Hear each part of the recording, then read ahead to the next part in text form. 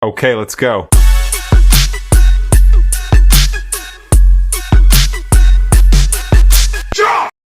All right, let's just jump right in. We've all been there, right? You're on the edge of a breakthrough, you're pushing so hard, and you just feel like you've got nothing left in the tank. But how many times do we stop, not realizing we were just one step, one final push away from everything we've been working for? You know, Thomas Edison just nailed it with this quote. And this isn't just about inventing some world-changing device like the light bulb.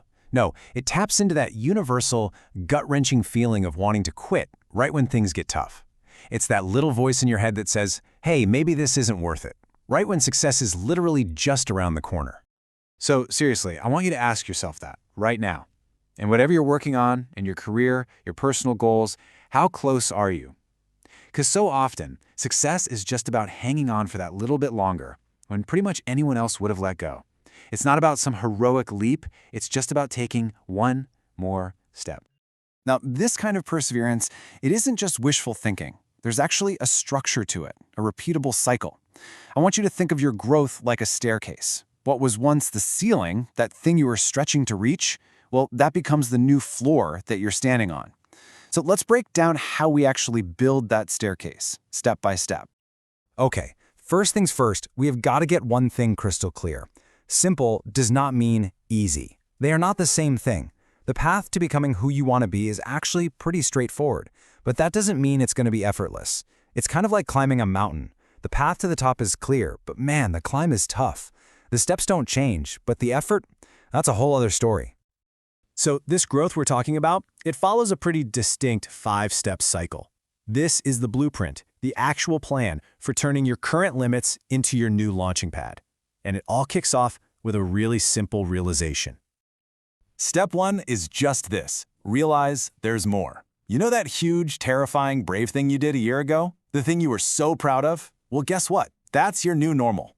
Yesterday's courage is today's comfort zone. So this step is all about having the self-awareness to look around at your new, comfortable reality and ask that incredibly powerful question.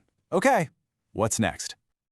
And see, that's the simple part, just realizing you can do more. The hard part, the not easy part, is actually taking that first step off your cozy little plateau and back out into the unknown. That's where the real work, the real growth actually begins. So next up, you gotta acquire some courage. You have to be willing to step into the unknown. Because let's be honest, growth only ever happens outside your comfort zone. The price for anything truly great in life is a little bit of discomfort. And right along with that, you have to be willing to make mistakes. Think of them as your personal curriculum. The lessons you learn from trying are always more valuable than the fear of a setback. Facing that discomfort, willingly walking into situations where you might fail, that is a tough road. And frankly, it's where most people decide to turn back. It's where they give up. But if you can just push through that, you're going to find a strength you never even knew you had.